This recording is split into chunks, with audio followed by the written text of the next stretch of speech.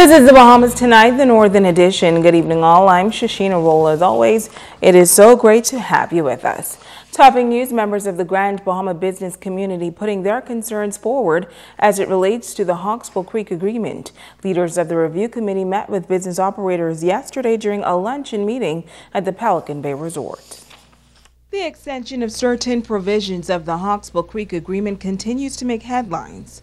And while many believe that Freeport is the focus right now, Chairman of the Hawksbill Creek Review Committee, Dr. Marcus Bethel, says his committee also met with residents in the outlying settlements. We met with the local government officials from East and West Grand Bahama and encouraged and supported them in terms of trying to stimulate their economies using those benefits that accrue to them and providing ideas as to how they can grow their economy. So we included the outlying settlements. He says Freeport is the engine that drives Grand Bahama, but much emphasis is also being placed on the eastern and western districts. Such businesses as GIN, the GIN quote project out in West, is being looked at not by the government but by foreign direct investors to move that forward. In the east, the container port, sorry, not the cruise port that Carnival is looking to do is one that is being looked at for the East Grand Bahama. These are all economic stimulants if the investments can get going. Over a year ago, the government of the Bahamas amended the Tariff Regulations Act for approved businesses to receive duty-free tax concessions that have been enjoyed by licensees of the Grand Bahama Port Authority. Consultant to the government, Albert Gray, gives this update. To date, there are 45 licensees in the outlying settlement who are presently enjoying the same duty-free concessions that you do here in Freeport. In other news, the Caribbean Export Development Agency launching its second edition publication on Grand Bahama. Caribbean Export is a regional export development, trade, and investment promotion forum of Caribbean states. Now, during a press conference held at the Grand Lucine Resort, Executive Director Pamela Koch Hamilton said 22,000 books were released during the first edition, and they're expecting an even greater number this time around.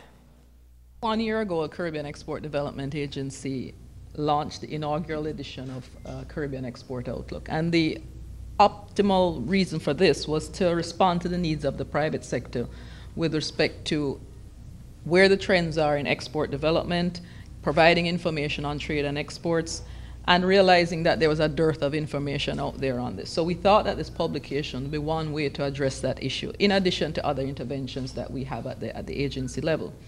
The first edition highlighted key markets for exporters, including select countries in West Africa, Germany, and Brazil.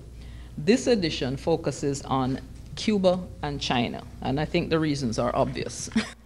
The publication features the nation's leader, the Right Honorable Perry Christie. Minister for Grand Bahama, the Honorable Dr. Michael Darville, says he is pleased that Grand Bahama Island was the first in the Caribbean to have this publication. Caribbean Export Development Agency continues to be a very important agency throughout the Caribbean, and with this edition of the Caribbean Export Outlook, we realize that with this edition, incorporating China and the Dominican Republic, we will begin to understand the importance of the necessary trade and development that exists through the contribution of these two countries. I'm so pleased that you have decided to launch this edition here on the island of Grand Bahama. Now, the Caribbean Export Organization's next stop is Barbados. In news from the crime beat, more illegal migrants taken into custody on Grand Bahama. This group of Chinese and one Haitian national were caught just as they were taking steps to be smuggled into the United States. Immigration officers went to the Lawrence Close apartments overnight, and that is where they met 3 Chinese and 1 undocumented Haitian national preparing to leave the country. The group, all males, were taken into custody. Reports say the Chinese arrived in the Bahamas illegally from Cuba in October of last year.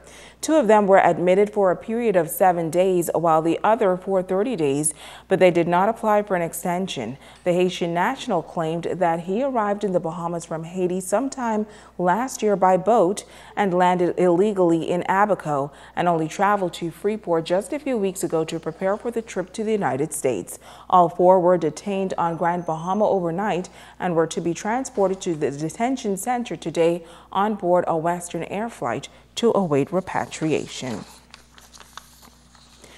Meantime, Operation Turf Sweep continues to reap success on this island. Officers, while in the area of Frobisher Drive yesterday, discovered in bushes a white bucket containing a white plastic bag of suspected marijuana. Officers of Operation Turf Sweep returned to that area during the evening hours and proceeded through a dirt road where they discovered a large black garbage bag that contained a black assault rifle, a silver rifle with 3 rounds of 7.62 ammunition, and 1 black magazine. A short time later, officers, while in the Frobisher Circle area, went through a service road where they discovered in a hole 3 plastic bags of suspected marijuana. No arrests were made. Investigations are ongoing.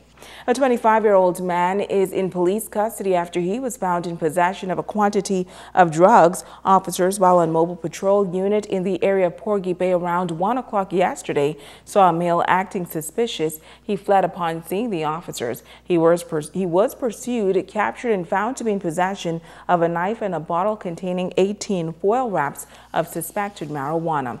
Later, officers with a search warrant went to the suspect's home where they found 2 large sealed plastic bags containing suspected marijuana and $1,200 in cash, suspected to be the proceeds of crime. A 56-year-old female relative of that suspect living at the address was also arrested and taken into police custody. And youngsters are oftentimes confronted with a number of issues, and it's these challenges that have become the focal point of an annual conference underway on Grand Bahama. Joan Davis-Roll reports.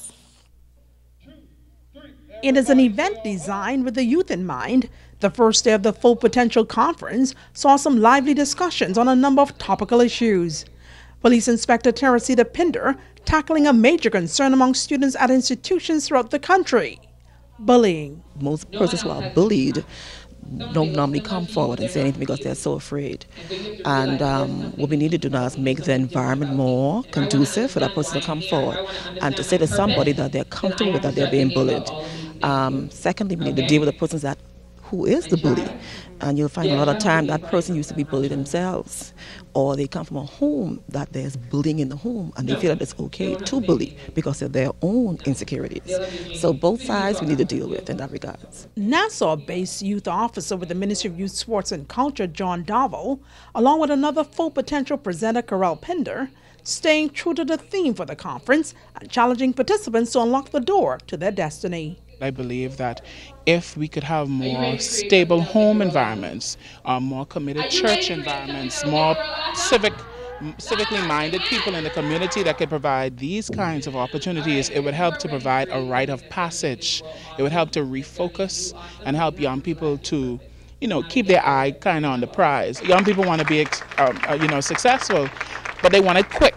They see the executive riding a nice car, living in a nice home, but they need to understand that there was a process to getting to that. I just wanted to challenge them to just start thinking about why they're here and start thinking about what may be connected to what their purpose is. Conference host Elder Laquez Williams sending an open invitation to our island's youth. The biggest challenge right now is making sure that the kids come out, because we prepared for 150. So we need all of the parents that are out there in Grand Bahama to make sure, get your kids here for 9 o'clock.